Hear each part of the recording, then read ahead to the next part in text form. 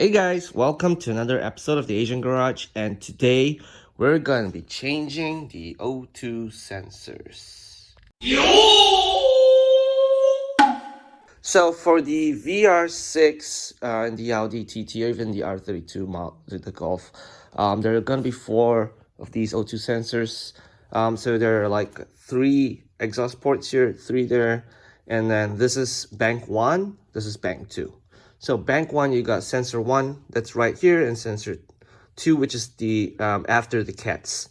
Okay, and then here we have the sensor 1 and sensor 2 again after the cats. And it's gonna be hard to see, but if you go down here a little bit, there you can see them, right? Let's see if I can zoom in here. So that's 1, and then the one in the background, that's the bank 2. So we're gonna be changing this one here. And you think it's really hard to reach, but there is a way to access it without having to take everything off.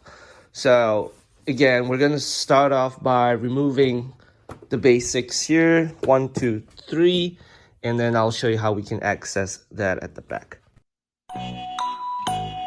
Okay, now that you've got everything out, I want you to take a look at this. This is going to be weird. If you look in here at the bottom here and you come up a little bit, you can see how you can access that. Now, I know it sounds crazy, but this is where you actually put your wrench in and you press down this way to unlock the threads. Okay? So you can work with 2 things. You can work with a standard 22. It's a 22-inch, I think. 22.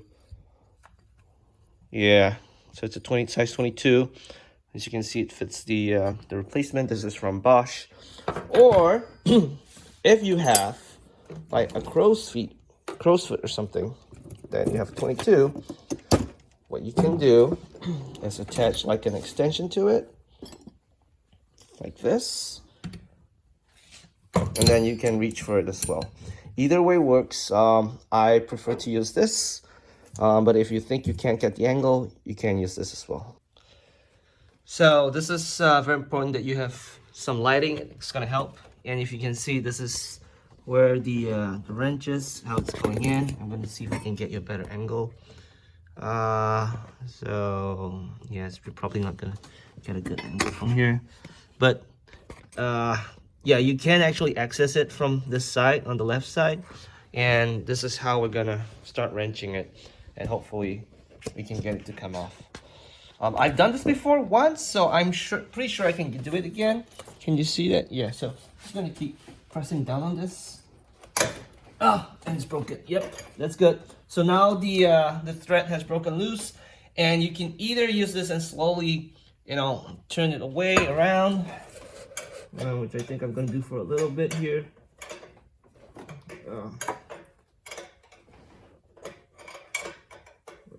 Okay, I'm gonna try to use my fingers as well.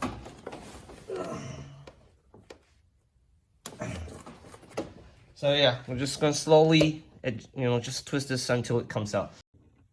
So if you think you don't have enough leverage, what you can do as well is to put the wrench behind the other O2 sensor, and then you can reach the other side. I can give you an angle like that, right? And you can start pulling up. You might need to reach in quite deep. So for those of you with long arms, that really helps. Otherwise, you can try and wiggle your way around this region above the other O2 sensor and back and forth. Now that you've loosened it a little bit, what you want to do is you want to get this connector out. Pull this connector, it rolls outwards this way. There are 2 tabs here at the top and bottom here. And you can just kind of like pull them apart and loosen this out. Okay. There are also some zip ties that you might want to cut and break free. And the bottom one goes to sensor bank 1. Okay, so just be careful not to cut the wires.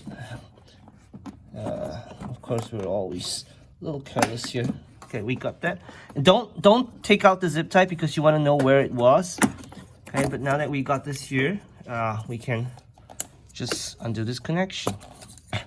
Now follow this rope all the way down to where the O2 sensor is and get rid of all zip ties that you can see. Yep. So at this point, once you've removed the connector that goes all the way down to the O2 sensor itself, you want to take the one that's left inside and just compare it with the one that you're replacing, making sure it's an exact fit. Okay, there are some tabs here. Sometimes those are usually with the brown clips. If they are there, you can actually just shave it off and you can still fit them in, because all the O2 sensors are practically the same thing. Depending on your car might have different, sensor 1 and 2 sensor 1 and 2 types, but they're usually the same, pre or post cat. So at some stage when you loosen it enough, you are able to start removing it by hand, and of course this will start spinning it with you, so be sure to make sure that it spins the right way so it doesn't get all twirly up. Okay, just a little bit more, I think, and we have it out. There we go.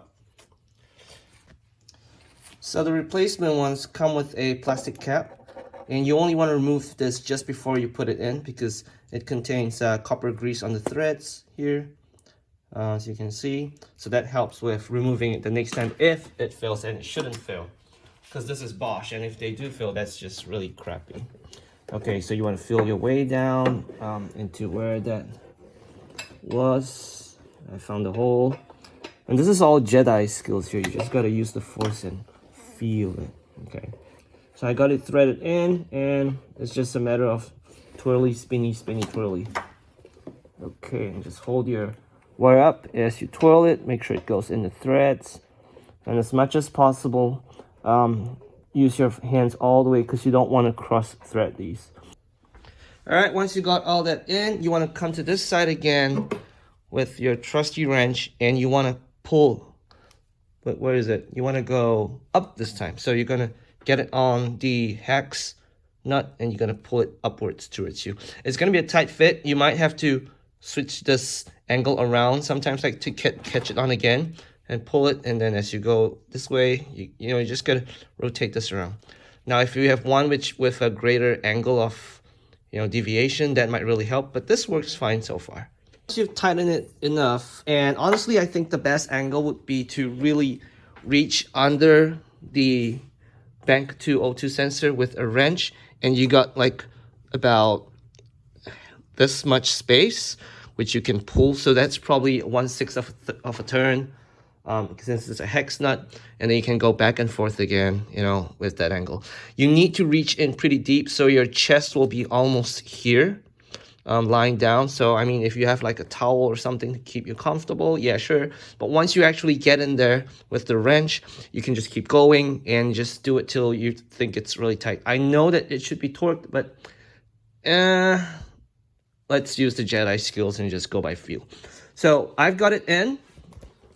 We're gonna start wiring this up. So you want to wire this up first, and then play around the wires later and try and organize them. So let's start with fitting them back in. Okay, so for the wiring purpose, you have the wire that comes with it, and then you have the one from the car, and then you have this from your O2 sensor. It goes in this way. Make sure you hear the click, and you want to roll this part into the clips here, okay? I'm just gonna bring it here a little bit so you can see. Let's see if I can angle this right. Okay, so bring it behind the sound tube, and you want to put this inside here, this groove here, and then you just squeeze it back in like that. Okay, that's it. Now go back to your wiring, and you can start arranging it pretty, and you're done, basically. Okay, so we're done. We got all the zip ties in, and you want to cut the excess. Now don't pull these too tight because there are wires in there. You want some slack as well. This has been zip tied as well. The wires should not be touching the exhaust at all. Really not at all. And just make sure that all the wire boots are covering the wires as well. So this sleeve actually, I'm not sure if you can see, but this sleeve here actually does cover the whole thing. Don't let the wires get exposed, because if they are, then they're gonna start, deteriorating. So make sure they're covered well. Okay, so I got all the wires back in. They're zip tied here, and they're zip tied back into that catch there, so it holds it in place, as well as here. Make sure your wires are not exposed. There is a cover that you see, that sleeve that actually goes over the connector. It's hard to see there, but let me show you on this one here, probably better, the one that I removed. So here is the sleeve that covers the wiring harness, and usually there's a zip tie, but the Alzier brands probably do not. But just make sure that this covers the wires, because if they don't, then it's gonna, you're gonna have dirt and gunk going inside the wiring sleeve. That's gonna start corroding whatever's inside.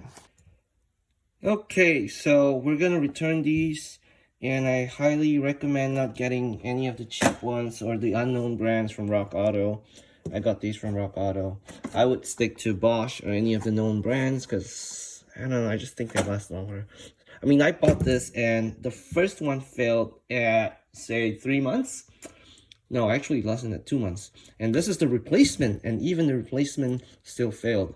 So I'm probably, I asked for a full refund for this. That's what I'm getting. I'm gonna return it in the Bosch box. And then this is what I got.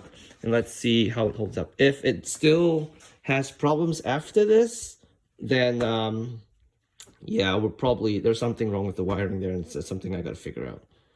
But yeah, so everything's back in. All the zip ties are in place. I'm gonna cut that excess off there as well. There's some excess of zip ties. I got the airbox in.